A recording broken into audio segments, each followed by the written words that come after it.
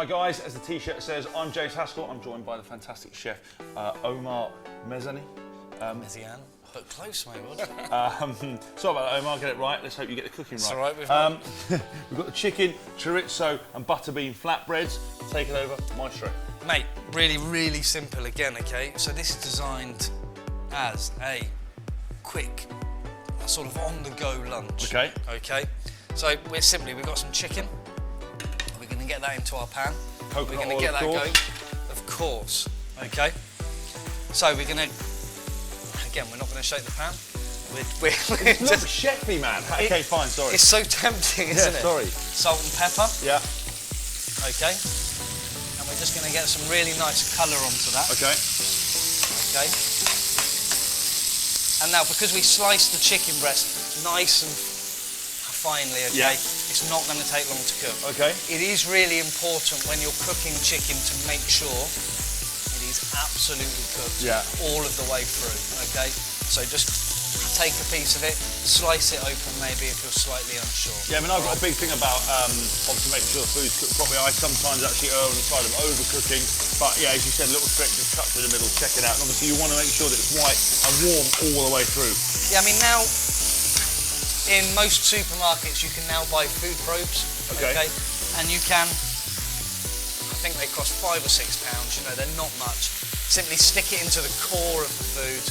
If it comes to 75 degrees and above, then your food's absolutely fine, all right? So, we'll just get that cooked off.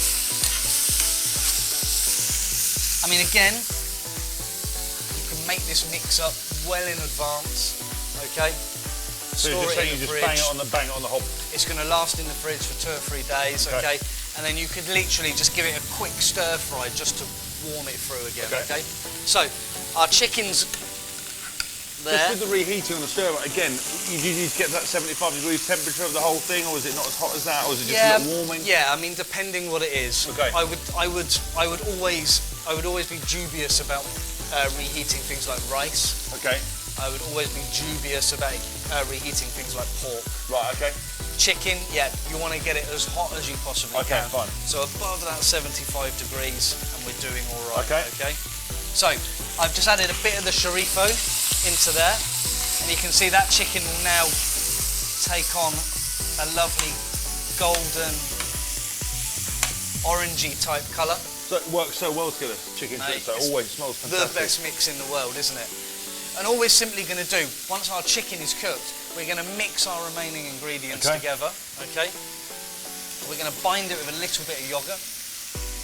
Done. And we're going to stick it in our flatbreads. Okay. Okay. And we'll see your wrap techers again.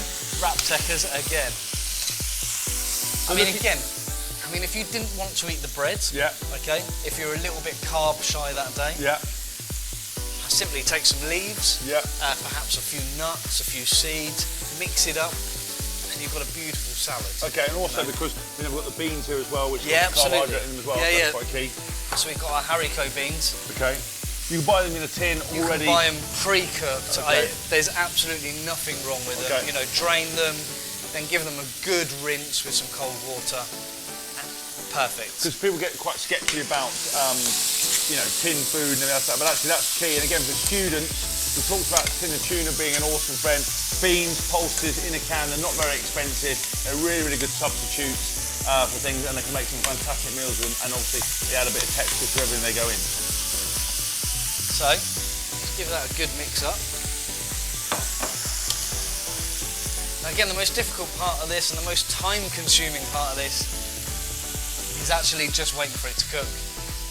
And the rest of it's going to take us literally a couple of minutes. So easy. And because you're not trying to get a Michelin star when you're cooking, obviously you've expertly cut the tomatoes and and then obviously ripped up the spinach, absolutely. But you know, being big and chunky is not an issue. It's all about performance first. You're not trying to win any awards. Get it in the pan, cook it properly, and you're sorted.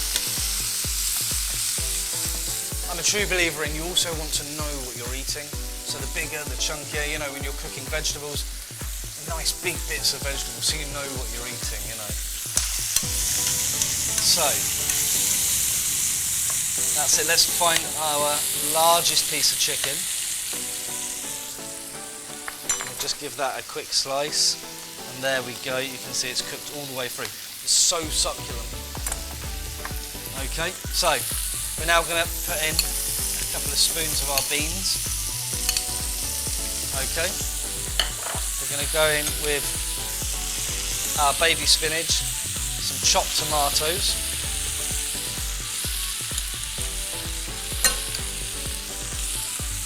Is there anything you can substitute the spinach with if you don't like it?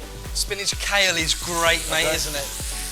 Really great. You can buy it in all supermarkets now. Do you have to cook with kale because it is becoming, you know, more and more popular? Everyone's eating kale chips, everyone's recommending it. Do you have to cook it in a different way to spinach? Because obviously spinach softens quite quickly. Kale can be a little bit trickier. It does take a tiny bit longer. Okay.